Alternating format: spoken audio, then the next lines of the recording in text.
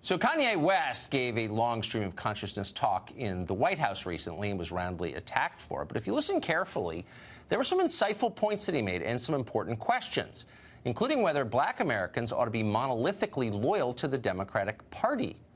Why should they be? That's a question other people are asking as well. Star Parker is one of them. She's founder and president of the Center for Urban Renewal and Education.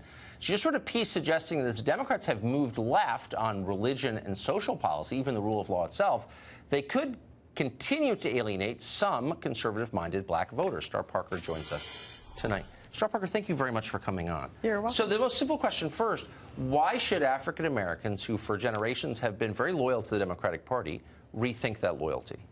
Well, they've been loyal to the Democratic Party because blacks have bought this idea of activist government. But something very exciting is happening now with Trump in office. The Trump administration is focusing on urban communities and initiatives. So we have two things happening right now that are very, very exciting.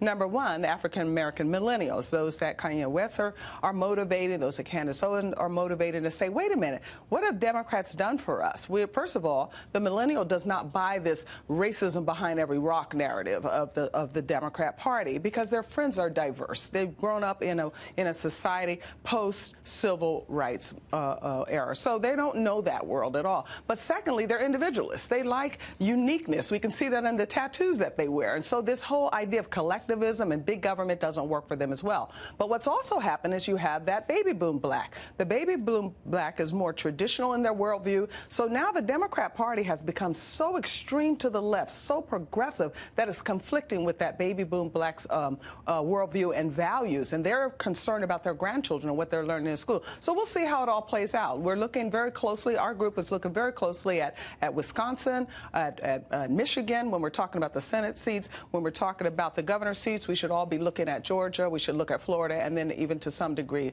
Maryland. So I'm very excited about the momentum. So if you're an African-American voter and your family has been in this country for 400 years, a long time in a lot of cases, and all of a sudden your party is telling you that the real concern is people who aren't even here legally, foreign nationals from other countries, do you ask yourself at some point, but what about me, the American citizen? Right. Does that turn off voters at a certain point? It's not only turning them off that this hijacking of the civil rights movement is taking place for legal minorities, but illegals are even more frustrating because now you're looking at an environment to where you have that low-wage worker competing for jobs in communities and against people who will not speak English. So now it's not only affecting the real low wage, it's affecting the middle class, because if you want to work in any type of public service, for the fire, for the police, for the teachers, anything, you have to be bilingual. And this is making a tremendous impact on African Americans to rethink who these new arrivals are and why they I think it's a totally fair question. I never even thought about the bilingual question, but it's a real one. It's horrible. It's like you can't even,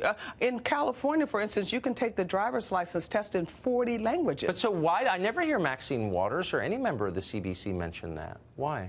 Because they're very invested in progressivism. It's their job to make sure blacks do not get any of this information. The whole Congressional Black Caucus is similar to the overseer during slavery. They had to make sure that no slave gets any information of freedom, and that's been their role for the last 50 years. What's happening now with the internet is people are getting more information. In fact, even my organization, Urban Cure, we have our own news site, blackcommunitynews.com, so people are getting other sources of news, and they're finding out the truth. What President Trump has said lately about fake news is very real. So there are many instruments now competing against that, the mainstream media, so that we can get other information, and blacks are hearing those messages. Star Parker, thank you for joining us. You're welcome.